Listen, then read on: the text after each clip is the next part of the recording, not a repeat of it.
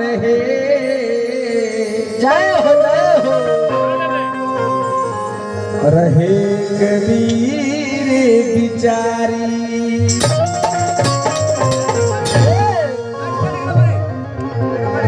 बहुत अच्छा बंजू भैया तो दिल एकदम हमारे जितले है आज तो इनके साथ रहने कर गए। अरे डोली लेके देखिए निर्गुण कैसे होता है। अरे डोली लेके आइले सजना गोरा होला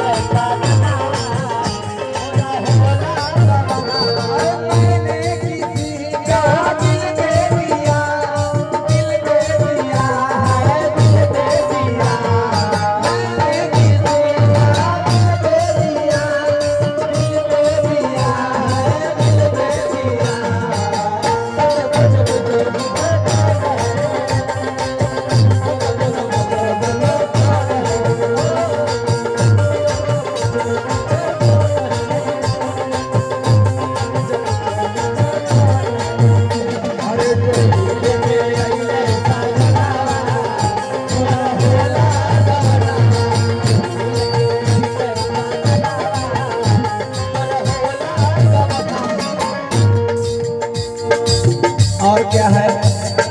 हरियाणा बात के बनलो खटोला नीलज रहे में लाल रंग चोला। हरियाणा बात के बनलो खटोला नीलज रहे में लाल रंग चोला। उजार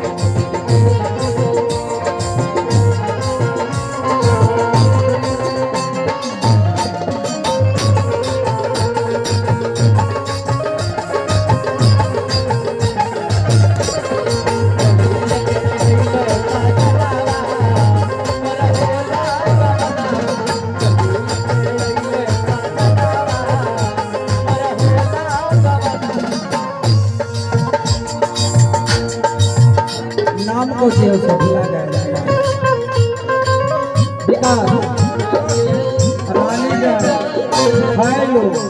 रानीगंज विकास बाबू की तरफ से बहुत बहुत 151 रुपया पुरस्कार है।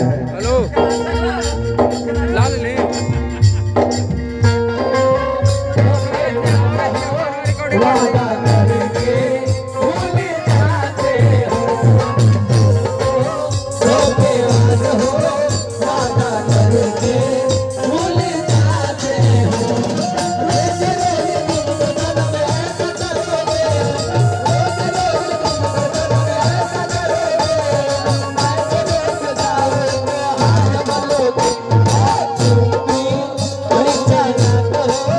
मुस्कुरा के